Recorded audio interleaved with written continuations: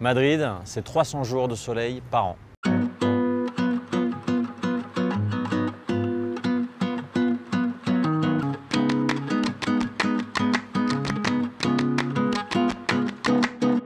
Je m'appelle Hugo, j'ai 32 ans, je suis City Manager chez Mastéos et je suis installé à Madrid depuis 7 ans.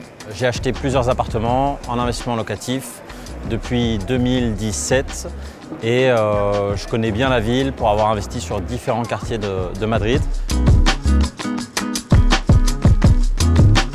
Là, nous sommes calle Carretas, qui est une artère principale de Madrid, piétonnière et qui dessert la Plaza del Sol juste en bas. Plein de restaurants, plein de boutiques. C'est un quartier qui est super sympa, qui est plein de vie. Et dès qu'on a envie de faire un peu de shopping, c'est le bon quartier où aller.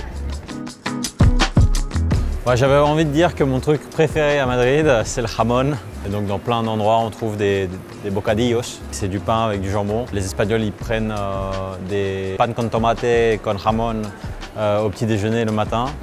Et après, on peut le manger à toute heure de la journée, c'est délicieux.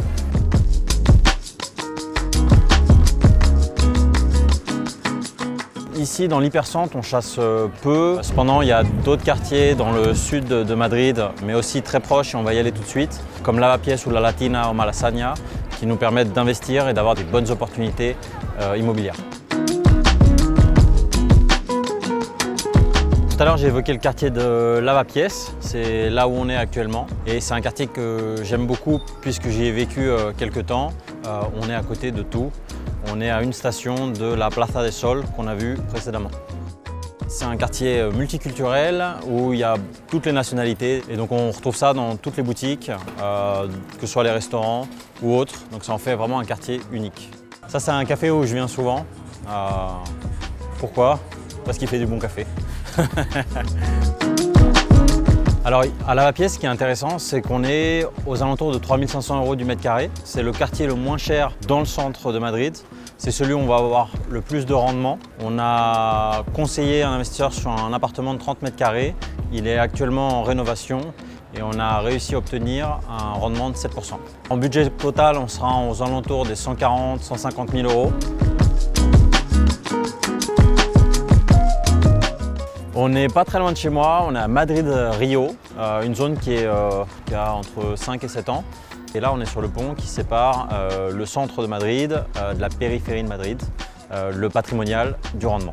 Et les bâtiments que vous voyez juste derrière moi, on est à 4 000 € du mètre carré et si vous tournez sur la droite, on est environ 2 000 € du mètre carré. Ça, c'est les anciens abattoirs de Madrid, juste en face. Et ils ont converti ça en espace culturel, restaurant. Il y a toujours plein d'expos, il y a toujours plein de choses à faire. On est dans le quartier sud de Madrid, de l'autre côté du périphérique de Madrid. C'est un quartier où j'ai personnellement investi. On est sur des prix qui oscillent entre 1 200 à 2 000 € du mètre carré. En fait, ici, c'est principalement des logements qui ont été construits dans les années 60-70, à l'époque de Franco. C'est un style très espagnol où on voit la brique rouge sur les bâtiments. À Madrid, en règle générale, ils installent beaucoup de parcs, beaucoup de zones pour les enfants et beaucoup d'espaces verts. Beaucoup de commerces de proximité, on fait tout à pied.